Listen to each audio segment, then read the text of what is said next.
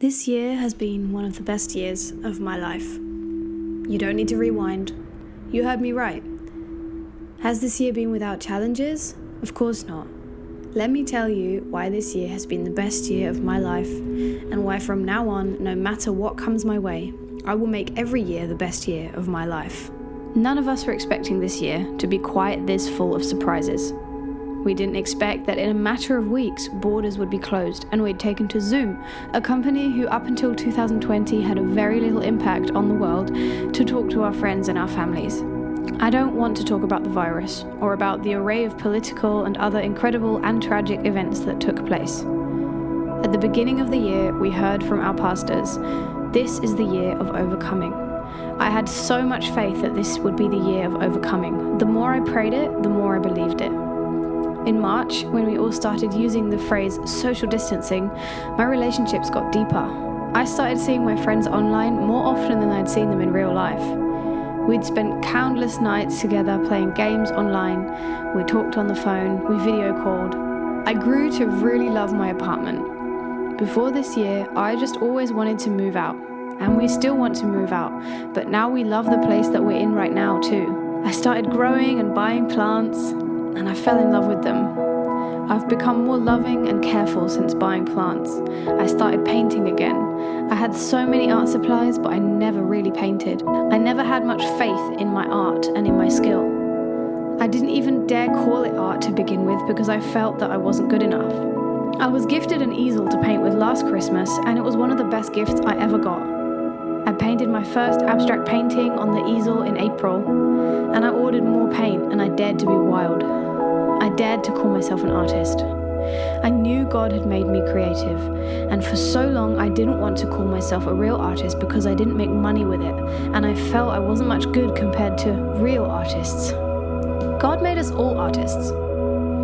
In April, I had my 22nd birthday. I had the most beautiful day. We ate breakfast on the balcony in the sunshine. We had mimosas, pretending we were in Paris. We went for a walk, cameras in hand, to the cherry blossom trees only 30 minutes away. Even this was something that I didn't even know existed where we lived before the pandemic. The sun shone and I was showered with love all day. A few friends surprised me and visited me, bringing cake and gifts. The Italian restaurant next door gifted me a bottle of wine. I also got a book called The Artisan Soul, which is a book all about how God makes us artists. We are all made in His image, and He is an artist. And I went back to work. It was tough getting used to the situation, but I started to really care for people more than before.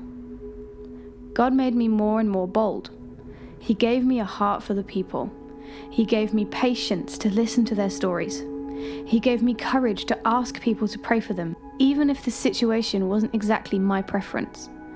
This year, I also served the Lord with more gladness than ever before. I took photos of the church team behind the scenes while filming for online church. I went on ventures with the kids team and the parents, capturing the joy along the way. I rediscovered my passion for making videos in a new way. I'm more motivated now than ever to make videos that matter. I discovered jazz in a profoundly new way. I have always loved jazz, but this year it's been almost the only thing I listen to aside from worship. I've really been loving to sing again, and I put more effort into my songs. I have spent every single morning this year reading my Bible. Not a single day has gone by where I didn't open my Bible. I have trusted in Jesus in the most dire situations. This whole year is a dire situation, but from the beginning I have said that I am an overcomer. I have believed that God is doing a new thing. I had the best summer of my life. I made so many new friends, deepened existing relationships, did things I never thought I'd do, or I didn't used to want to do, such as jumping into deep water, playing volleyball and football. I even gained the courage to ask people if I was allowed to photograph them at a demonstration, and that used to scare me so much. Now it's the end of the year, and the autumn and the winter have just given me a new state of awe for life, and I just don't let the pandemic or any of the incredibly sad and crazy happenings get to me. Let me remind you that I am not void of empathy. I have lost a few people this year, and that is really, really sad. I have had moments where I didn't know where to turn. But I've managed to gather enough strength to ask God for help. Even if the only words we can utter are, "God help me," He listens. We will always have sadness in this world. We will always have pain in this world. We live in an imperfect world, but we do have a perfect God. And God knows that this year has been tough. He cares about His children, and this too shall pass. In John 16 verse 33, Jesus says, "Take heart, for I have overcome the world." And He has come to take us to a perfect place. You have access to joy. It's yours to take. Make every moment count as if it were your last. Move from day to day, knowing that God holds you, His child, in His hand. It's really beautiful when you find out what life is really about.